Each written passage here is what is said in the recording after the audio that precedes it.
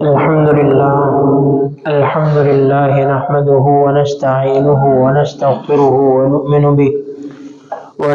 به ونتوكل عليه ونعوذ بالله من شرور أنفسنا ومن سيئات أعمالنا من يهده الله فلا مضل له ومن يضلله فلا هادي له ونشهد أن لا إله إلا الله وحده لا شريك له ونشهد أن سيدنا ومولانا محمدا عبده ورسوله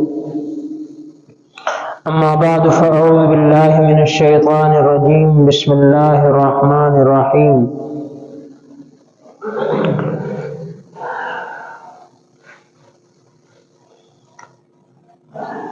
والذين معه أشداء على الكفار رحماء بينهم وقال النبي صلى الله عليه وسلم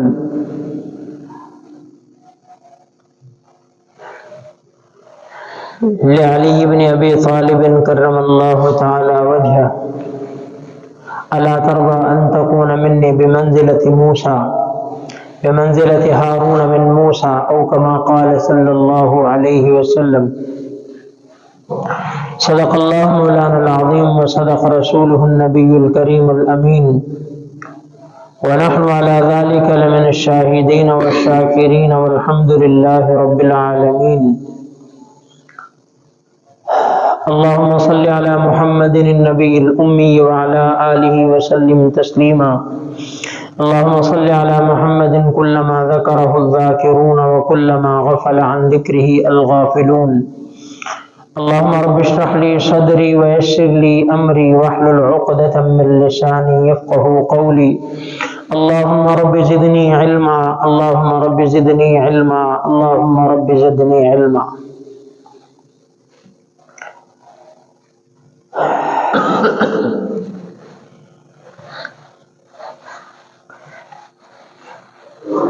حدیث طیبہ اور قرآن کریم کی جو آیت پڑھی ہے اس میں حضرات صحابہ اکرام کا ذکر ہے، اور جو حدیث پڑھی ہے اس میں خاص کر سیدنا علی کرم اللہ تعالی وجہ الکریم کا ذکر ہے۔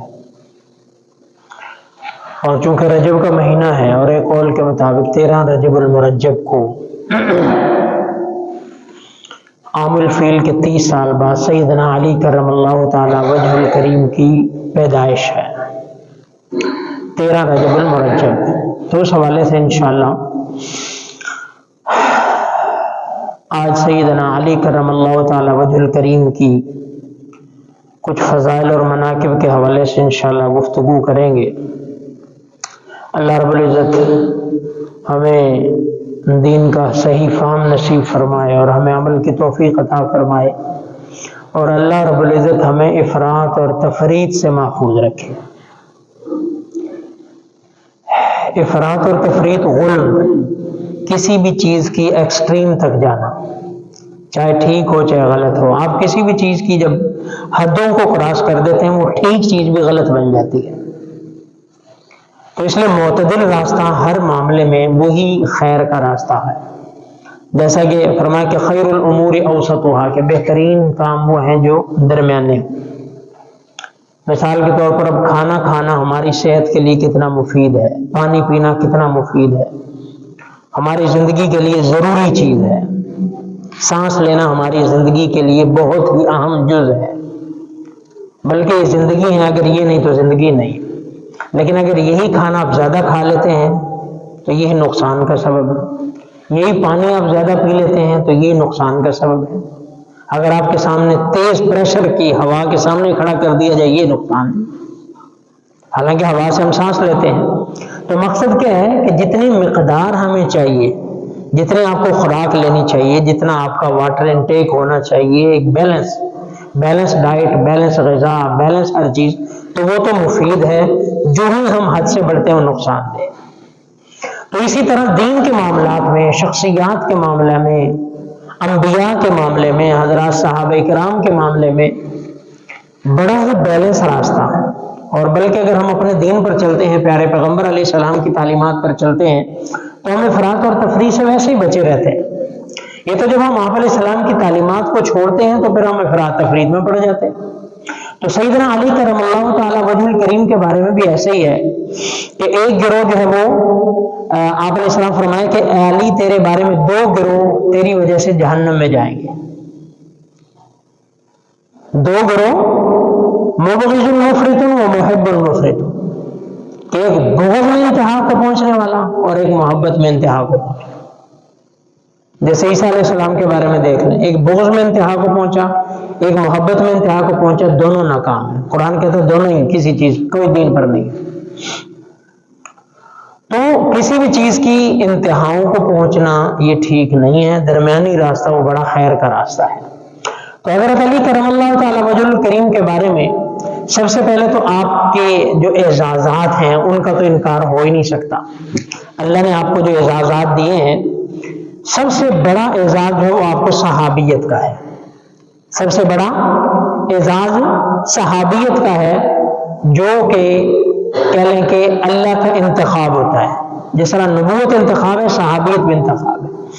کوئی اپنے اختیار سے، میں اور آپ اپنے اختیار سے تو پیدا نہیں ہوئے. اب ہم جو ہے وہ آپ علیہ السلام کے 1400 سال بعد پہلے پیدا ہوئے. حضرات صاحب اکرام پہلے پیدا ہوئے، تو اللہ کا امر ہے. تو ہم اپنے اختیار سے نہیں بن سکتے، اللہ کے چنیدہ ہوتے ہیں، انبیاء بھی اور ان کے صحابی. تو یہ اللہ کا اختیار ہوتا ہے. تو دنیا میں سب سے بڑا رتبہ صحابیت کا ہے. انبیاء کے بعد صحابیت کا ہے کہ یہ بندے کے اختیار سے نہیں ہوتا. کہ ایسا نہیں ہے کہ بندہ عبادتیں کرتا جائے اور ایک مقام آئے کہ وہ صحابی بن جائے. ایسا نہیں، یہ ہو نہیں سکتا، پاسبل نہیں. تو یہ اللہ کا عطا کردہ جو ایک رتبہ ہے صحابیت. تو سب سے بڑا اعزاز آپ کا صحابیت ہے. اور اس کے بعد جو وہ آپ علیہ السلام سے آپ کی رشتہ داری ہے. سسرالی اعتبار سے بھی رشتہ داری ہو گئی اور نسبی اعتبار سے بھی رشتہ داری ہے. نسبی اعتبار سے آپ دونوں کزن ہیں. اللہ کے پاک پیغمبر علیہ السلام کے والد گرامی اور سیدنا علی کرم اللہ تعالی وجہ الکریم کے والد گرامی دونوں آپس میں بھائی ہیں، سگے بھائی ہیں. علی بن ابی طالب بن عبد المطلب بن عبد مناف آگے نسب ایک ہے. محمد بن عبداللہ بن عبد المطلب آگے نسب ایک ہے. تو سب سے جو کلوز نسب ہے وہ آپ ہی کا ہے، کہ آپ جو ہے وہ چچیرے بھائی بھی ہیں، آپ فرسٹ کزن بھی ہیں آپس میں. تو یہ بھی ایک اعزاز کی بات ہے. لیکن اس کا اعزاز تبھی کارآمد ہے جب صحابیت ساتھ ملتی ہے. اگر خدا نہ خواستہ صحابیت ساتھ نہ ہو، کلمہ ساتھ نہ ہو، تو رشتہ داری والا اعزاز پھر پیچھے رہ جاتا، پھیکا پڑ جاتا، پھر فائدہ نہیں ہوتا. کیونکہ بنو ہاشم سارے آپ علیہ السلام کے رشتہ دار تھے، لیکن اوپر وہی آیا جس نے کلمہ پڑھا. تو یہ اعزاز، اس کا فائدہ تبھی ہے، یہ سمجھیں کہ 0 کے ساتھ 1 ہے. 1 ہوگا تو 0 جتنے بھی لگائیں گے فائدہ مند ہے، 1 نہیں ہے تو 0 پھر 0 ہی ہے. تو رشتہ داری کا اعزاز بھی تبھی ہے جب صحابیت کا اعزاز ہے. تو ایک آپ کا اعزاز آپ کی رشتہ داری بھی ہے کہ نبی علیہ السلام کے آپ کزن ہیں، آپ کے والد گرامی اور نبی علیہ السلام کے والد گرامی آپس میں سگے بھائی ہیں، عبد المطلب کی اولاد ہیں. تو یہ بھی آپ کا اعزاز ہے. اور تیسرا سسرالی اعزاز بھی ہے کہ ہم سب کو معلوم ہے کہ آقا کریم علیہ السلام کے لخت جگر آپ کی لاڈلی صاحبزادی، آپ کی لاڈلی اور سب سے چھوٹی صاحبزادی سیدہ فاطمہ جو جنت کی عورتوں کے سردار ہیں سلام اللہ علیہا رضی اللہ تعالی عنہا، وہ آپ کے نکاح میں تھی. تو آپ علیہ السلام کی جو صاحبزادی آپ رضی اللہ عنہ کے نکاح میں، تو یہ اعزاز بھی آپ کے لیے بہت اعلیٰ اعزاز ہے کہ اس لحاظ سے آپ رسول اللہ صلی اللہ علیہ وسلم کے داماد ہیں.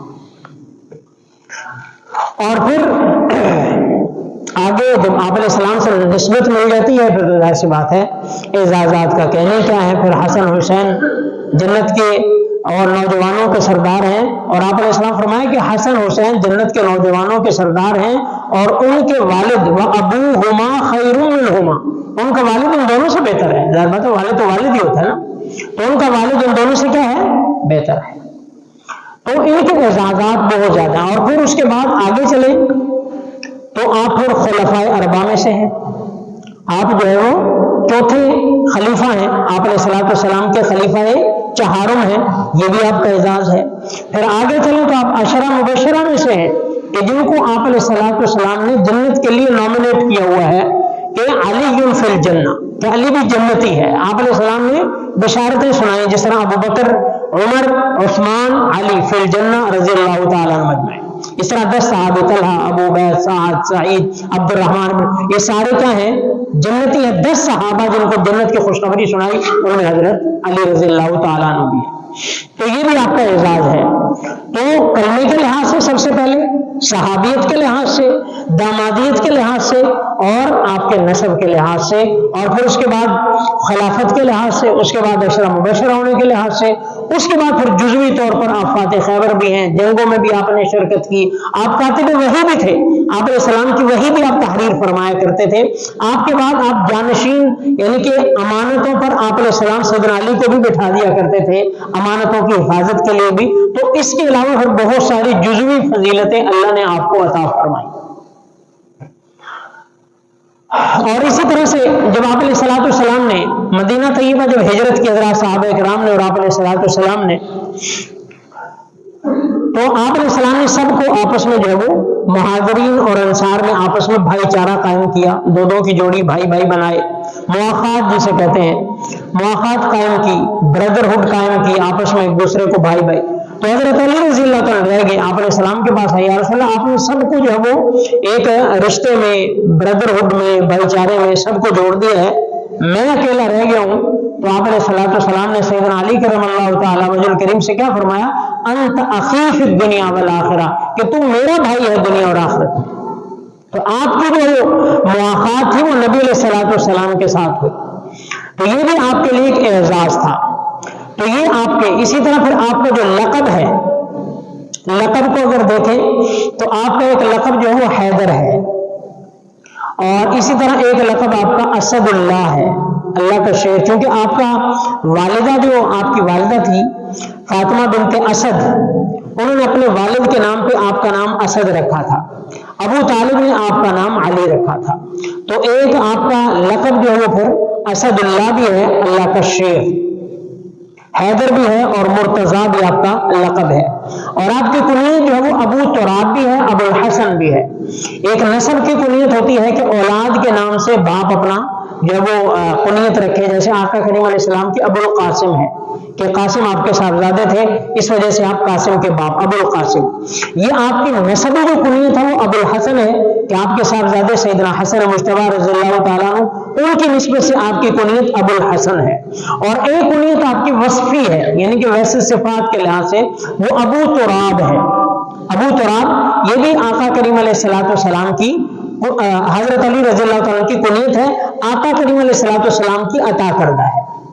اور وہ کیسے؟ وہ اس طرح کہ ایک دفعہ سیدنا علی رضی اللہ تعالیٰ عنہ سیدہ فاطمہ رضی اللہ تعالیٰ عنہ کے ساتھ آپس میں کوئی تھوڑا سا کلیش ہو گیا، کہہ لیں آپس میں میاں بیوی ہیں، اور بشر ہونے کے ناطے یہ چیزیں تو زندگی کا حصہ ہیں، یہ کوئی عیب کی بات نہیں ہے، یہ کوئی عیب کی بات نہیں ہے۔ اور حضرت علی رضی اللہ تعالیٰ کو ہمارا جو ایمان ہے، ہم کہتے ہیں کہ معصوم نہیں، معصوم صرف انبیاء کی ذات ہے، معصوم انبیاء کی ذات ہے، باقی سارے اللہ نے ان کو مغفور رکھا ہے، معاف کیا ہے، محفوظ رکھا ہے، لیکن معصوم صرف انبیاء کی ذات ہے، باقی سب سے اونچ نیچ ہو سکتی ہے۔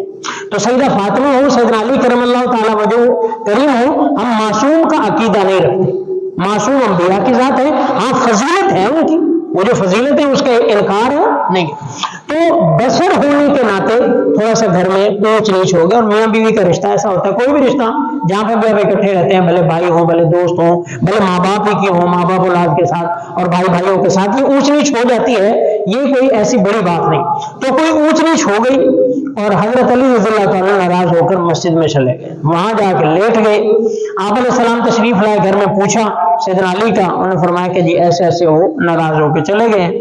آپ پیچھے مسجد میں تشریف لے گئے، تو وہاں حضرت علی رضی اللہ تعالیٰ لیٹے ہوئے ہیں، تو آپ علیہ السلام نے ان کو، مٹی میں لیٹے ہوئے تھے، تو آپ علیہ السلام نے فرمایا قم یا ابا تراب، قم یا ابا تراب، مٹی والے کھڑا ہو جا، یعنی کہ مٹی بدن پہ لگی ہوئی تھی۔ ابو تراب، ابو کا معنی ایک باپ کے بھی آتا ہے، اور ابو کا معنی ایک نسبت کے لیے بھی آتا ہے، جیسے والا، ابو الحسنات نیکیوں والا، یہاں پہ نیکیوں کا باپ معنی نہیں ہوگا، یہاں پہ والے کے معنی میں آتا ہے، ابو الحسنات نیکیوں والا، ابو الخیر خیر والا، ابو ہریرہ بلیوں والا، بلیوں کا باپ نہیں، بلیوں والا۔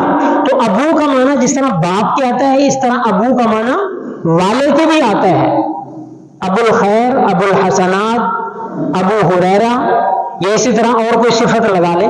तो इसी तरह अबू तुराब का माना कोई मिट्टी का बाप नहीं होगा, बल्कि अबू तुराब का माना मिट्टी वाला, ए मिट्टी वाले खड़ा हो जा।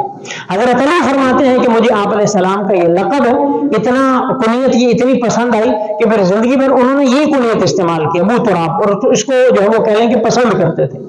तो खैर आप अलैहिस्सलाम ने उनको उठाया और फिर घर ले गए और उनका फिर पैचअप करवाया, सुलह करवाई।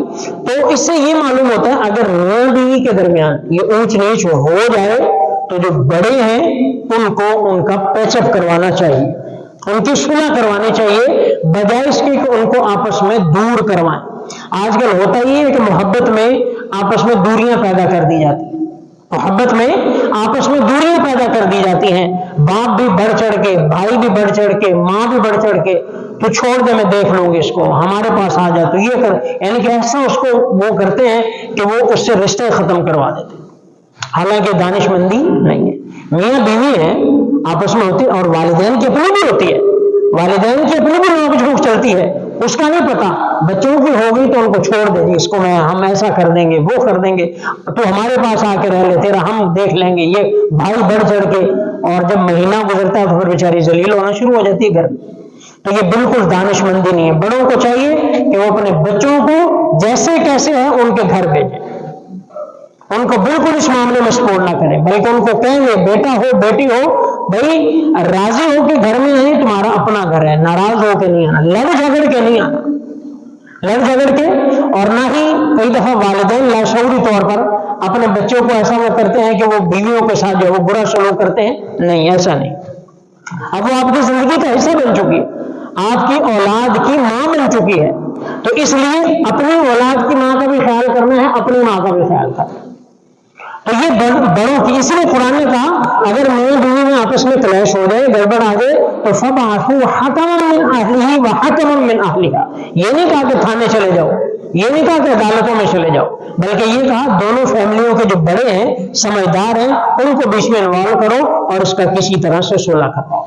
और अगर आपको लगे कि बड़े बजाय सुलह के, जैसे आजकल है, बड़े भी बड़े बजाय सुलह के फसाद ही फैलाते हैं और लड़ाइयां करवाते हैं, तो फिर मियां बीवी का बेहतरीन ताल्लुक वो आपस में सुलह करें, आपस में सुलह करें।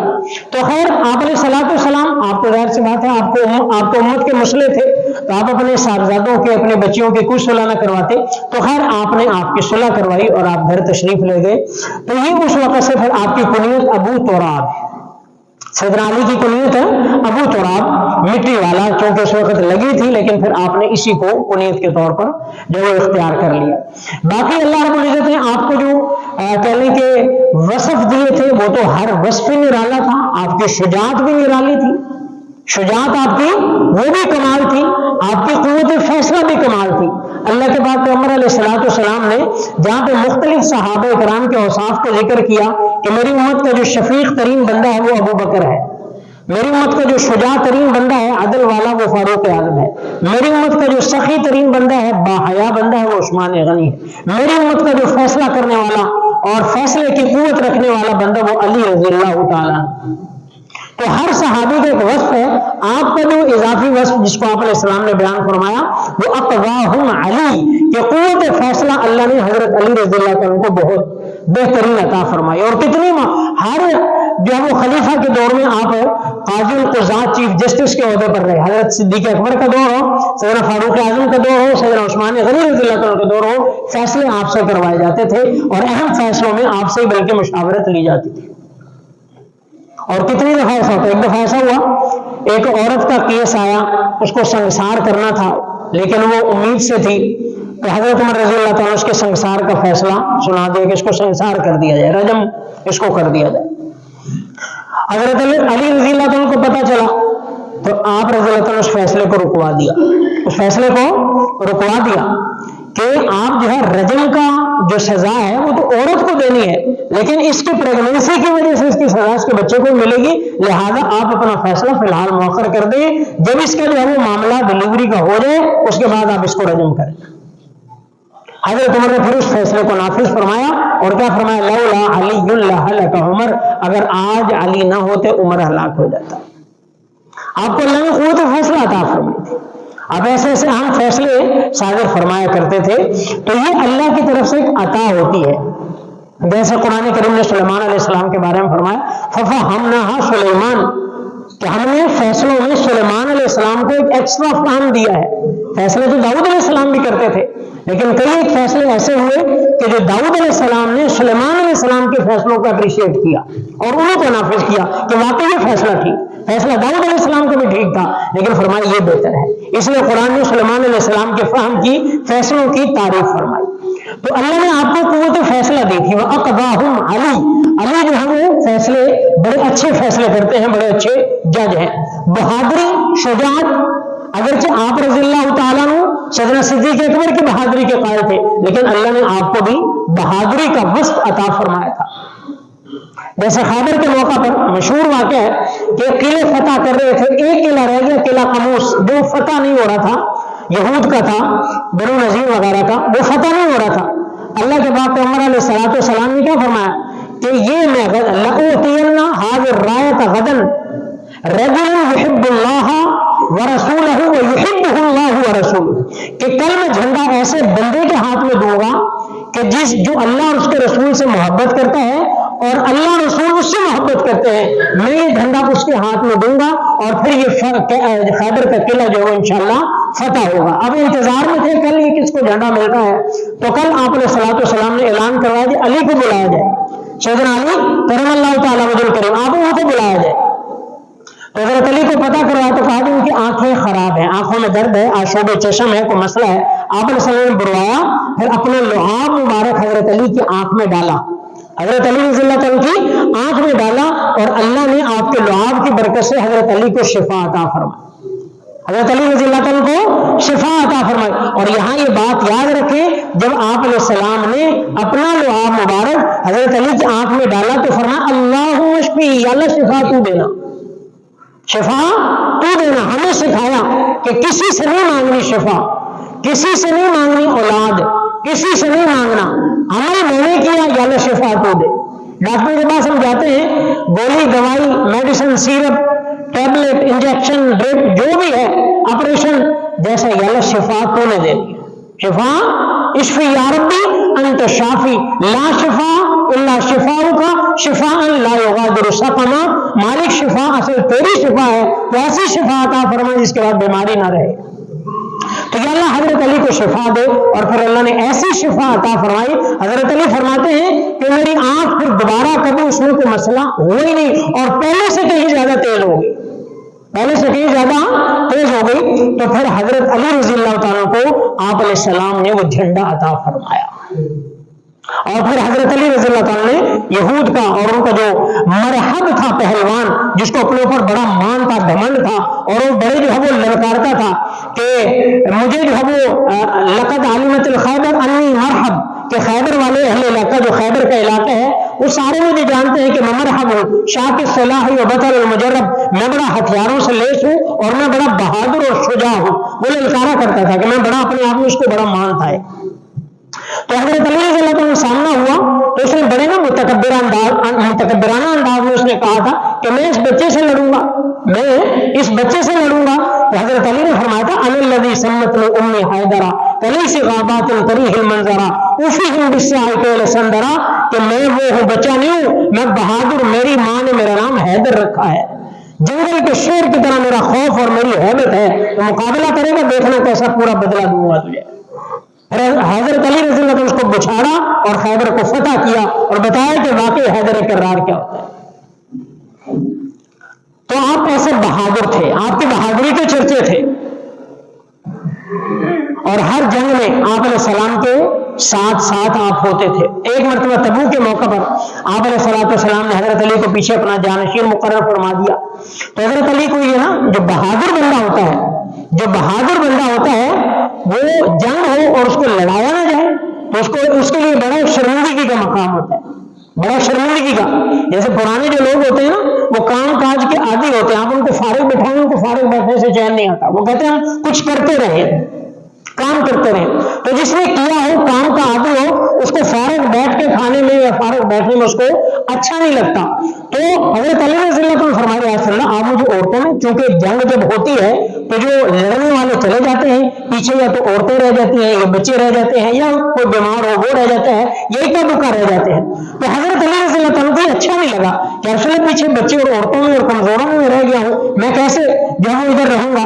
تو آپ علیہ السلام نے ان کو تسلی دینے کے لیے پھر فرمایا علی کیا تجھے پسند نہیں ہے الا ان تکون الا ترضى ان تکون بمنزلۃ ہارون من موسیٰ، کہ تو یہ نہیں پسند کرتا کہ تیری اور میری وہی پوزیشن ہو جو ہارون علیہ السلام کے لیے، جو موسیٰ علیہ السلام کے سامنے ہارون علیہ السلام کے لیے تھی، کہ ہارون علیہ السلام کو موسیٰ علیہ السلام نے اپنا نائب بنایا تھا جب آپ اللہ سے بارگاہ الہی میں کلام کے لیے، ہم کلامی کے لیے گئے تھے، تو ہارون علیہ السلام کو اپنا نائب بنایا تھا. فرمایا کہ اس پر راضی نہیں ہے کہ تیری میری پوزیشن ایسی ہو جائے جیسے موسیٰ اور ہارون علیہ السلام کی تھی، کہ آپ میرے نائب ہیں جیسے ہارون علیہ السلام موسیٰ علیہ السلام کے نائب تھے. لیکن ساتھ میں ایک بات کو کلیئر کیا انہ لا نبی بعدی، مگر یہ بات یاد رکھنا کہ موسیٰ علیہ السلام جو ہے ان کے بعد ہارون نبی تھے لیکن میرے بعد کو نبی نہیں، میرا جانشین ہو لیکن نبی نہیں. تو اس طرح پھر آپ علیہ السلام نے حضرت علی کو تسلی کے کلمات ارشاد فرمائے کہ آپ جو ہے میرے جانشین ہیں، آپ میرے خلیفہ ہیں، آپ میرے نائب ہیں. حضرت علی رضی اللہ عنہ کو آپ امانتوں کی سپرد پر ایسے حالات میں اپنا جانشین مقرر فرمایا کرتے. تو یہ حضرت علی کرم اللہ تعالیٰ وجہ کریم ہے، جن کی شجاعت بھی مثالی ہے، جن کا آپ علیہ السلام کے ساتھ پیار بھی مثالی ہے، اور جن کا نبی علیہ السلام اور نبی علیہ السلام کے صحابہ کے ساتھ جو ہے وہ بھی پیار مثالی ہے. حضرت ابوبکر صدیق کا 2 سالہ دور ہے، حضرت عمر فاروق کا 10 سالہ دور ہے، حضرت عثمان غنی کا 12 سالہ دور ہے. سب میں یہ خلیفہ رہے، جو ہے وہ جسٹس رہے، چیف جسٹس رہے، اور فیصلے انہی کے ساتھ جو ہے وہ صادر ہوتے تھے، انہی کا حکم چلتا تھا. اور پھر حضرت عمر فاروق رضی اللہ عنہ سے ان کی رشتہ داری بھی تھی کہ آپ کی جو صاحبزادی سیدہ ام کلثوم وہ سیدنا عمر فاروق کے نکاح میں تھی، اس لحاظ سے وہ سیدنا عمر فاروق کے سسر بھی تھی. اور پھر آپ کی اولادیں، آپ کی کل سیدہ فاطمہ کے بعد کل کوئی 9 شادیاں ہوئی ہیں، 9 ازواج ہوئی ہیں ایک کے بعد دیگر، اور ان میں سے آپ کی اولادوں کے جو نام تھے وہ ابو بکر، عمر، عثمان اپنے ساتھیوں کے ناموں سے انہوں نے نام رکھے. تو حضرت علی رضی اللہ عنہ کو لے کر آج جو ہے وہ ایک باقاعدہ ایک مخصوص نظریہ بنا دیا گیا ہے، مخصوص ایک مکتبہ فکر بن گیا ہے، مخصوص جو کہتے ہیں کہ ہم علی والے ہیں، حالانکہ حقیقت میں دیکھا جائے تو ان کا علی سے کوئی تعلق نہیں ہے، علی کے اعمال سے ان کا کوئی تعلق نہیں ہے، علی کے کردار سے ان کا تعلق نہیں ہے. حضرت علی رضی اللہ تعالیٰ اور صحابہ اکرام وہ آپس میں ایسے تھے، شیر و شکر تھے، ایک دوسرے کے لیے جان مارنے والے تھے. اور آج کا جو طبقہ ہے جو حضرت علی کو مولا مشکل کشا کہے گا، کوئی علی مدد کہے گا، کوئی علی کو خدا کا درجہ دے گا، اور ہم ان سب سے بری ہیں. نہ ہم حضرت علی کو مولا مشکل کشا کہتے ہیں، نہ ہم علی سے مدد مانگتے ہیں. ہم کہتے ہیں وہ اللہ کے بندے ہیں، اللہ کے رسول کے صحابی ہیں، نبی علیہ السلام کے داماد ہیں، عشرہ مبشرہ میں سے ہیں، چوتھے خلیفہ ہیں. ان کے لیے اللہ کا وعدہ ہے جنت کا، کل وعد اللہ الحسنی، اللہ ان سے راضی ہے، وہ اللہ سے راضی ہے. یہ ساری فضیلتیں سیدنا علی رضی اللہ عنہ کی ہیں، لیکن جو خدائی صفت ہے وہ اللہ کی ہے. اللہ قرآن میں کیا کہتا ہے؟ لنا مولانا کہ ہم جو ہے یا اللہ تو ہمارا مولا. اللہ ہم سے کیا کہتا ہے؟ هو مولاکم ونعم المولا ونعم النصیر، کہ اللہ تمہارا مولا ہے اور وہ بہترین مولا ہے اور بہترین مددگار ہے. تو ہمارا مولا کون ہے؟ اللہ ہے. ہمارا مولا کون ہے؟ اللہ ہے. ہماری مدد کس سے ہے؟ اللہ سے ہے. ہماری مدد کس سے ہے؟ اللہ سے. اللہ کے علاوہ ہم کسی سے مدد کے قائل ہیں نہیں ہے. اس کا یہ مطلب نہیں ہے کہ ہم حضرت علی کی فضیلت کے قائل نہیں. میں نے ساری فضیلتیں، بلکہ ساری کیا، وہ جو اتنے فضائل حضرت علی کے ان میں سے ساری فضیلتیں آپ کے سامنے رکھی ہیں. تو اس کا یہ مطلب ہرگز نہیں ہے کہ ہم حضرت علی کو معاذ اللہ ڈیگریڈ کر رہے ہیں. حضرت علی تو ہمارے سروں کا تاج ہے، ہمارے ایمان کا حصہ ہے. میں نے شروع میں جیسے روایت پڑھی کہ آپ سے جو محبت نہیں رکھے گا مگر مومن، اور آپ سے بغض نہیں رکھے گا مگر منافق. حضرت علی سے بغض رکھنے والا منافق ہے، آپ سے محبت رکھنے والا مومن ہے. لیکن حضرت علی کو خدا ماننے والا وہ کافر ہے. ان سے مدد مانگنا یہ اسلام اجازت نہیں دیتا. یہ اسلام ہے کہ حضرت علی کو مشکل کشا، حاجت روا, مدد مانگنا, نعرے لگانا, یا یہ ہمارے دین کا حصہ نہیں ہے, ہمارے دین کی تعلیمات نہیں ہے. اس لیے ہم نے جیسے شروع میں بات کی کہ دین اسلام بڑا بیلنس دین ہے. اگر بیلنس چلیں گے, علی کا مقام علی کا, ولی کا جو مقام ہے وہ ولی کا, نبی کا جو مقام ہے نبی کا, خدا کا جو مقام ہے وہ خدا کا, تو پھر تو ٹھیک ہے. اگر علی کو ہم نے نبی کا مقام دے دیا یا نبی کو ہم نے خدا کا مقام دے دیا, ہم دائرہ اسلام سے نکل گئے. اور پھر آپ کی شہادت میں مثالی ہے. آپ کو جمعے کے دن سن 40 ہجری میں 21 رمضان المبارک جمعے کا دن آپ نماز فجر کے لیے جا رہے ہیں, اور عبد الرحمن بن ملجم جو خارجی تھا اس نے آپ پر وار کیا اور آپ کی شہادت ہوئی. اور آپ کے حلم کا اندازہ لگائیں, آپ کو سر میں جو وار کیا اس نے, آپ شہید ہو گئے. تو اس کو پکڑ لیا عبد الرحمن بن ملجم کو, جو آپ کا قاتل تھا جس نے آپ کو شہید کیا. تو فرمایا اسے ابھی کچھ نہ کہنا, ابھی کچھ نہ کہنا, کیونکہ ابھی میں زندہ ہوں. ابھی اس کو مارنا نہیں, کہ ایسا نہ تم ابھی مار دو کیونکہ میں ابھی زندہ ہوں. مرنے کی سزا قصاص اس کی ہے جو مر جائے, میں تو ابھی زندہ ہوں. اگر میں مر گیا تو پھر اس کا تم فیصلہ کر لینا, اگر میں زندہ رہا پھر میں خود اس کا فیصلہ کروں گا کہ اس کو معاف کرنا ہے کیا. اس طرح ایک بہادر انسان 40 ہجری کو سن 40 ہجری کو 21 رمضان مبارک کو اپنے اللہ کے پاس, اور جب آپ کو جب وہ زخم لگا تو آپ کی زبان مبارک سے کیا الفاظ نکلے, فزت ورب الکعبہ, رب کعبہ کی قسم میں کامیاب ہو گیا. تو اللہ رب العزت ہمیں بھی ایسے اعمال کرنے کی توفیق عطا فرمائے جو واقعی حضرت علی کے پیروکار ہم لگے, واقعی ہم حضرت علی کے پیروکار نام لیوا لگے. خالی نعرے ملنگ بن جاؤ علی کے, میں ملنگ علی کا, کیا ملنگ علی کا, ننگے پاؤں چلنا علی کے نام سے, کڑے پہننا علی کے نام سے, دھاگے باندھنا علی کے نام سے, یہ علی کا حلیہ ہے. یہ تو کسی شیطانی حلیے کو آپ نے اپنایا ہوا ہے. اتنی انگوٹھیاں پہن لینا, مونچھیں رکھ لینا اتنی بڑی بڑی, اور کالے لباس پہن لینا, یہ علی کا حلیہ ہے ہی نہیں. جس کو ہمیں آپ کو دیکھ کے گھن آتی ہے, حضرت علی ایسا حلیہ پسند کریں. تو یہ حلیہ نہیں, حلیہ علی کا وہی ہے جو نبی کا ہے. اور نبی کا حلیہ کیا ہے, کسی نبی کا حلیہ ایسا نہیں ہوتا کہ کسی کو دیکھ کے اس کو گھن آئے, اس کو ناپسند کرے. تو اس لیے علی کا نام لیوا وہی ہے جو علی کے مطابق اپنی زندگی گزارتا ہے اور جو کہہ سکتا ہے فزت ورب الکعبہ. تو اللہ بولے سے دعا ہے اللہ ہم سب کو عمل کرنے کی توفیق عطا فرمائے.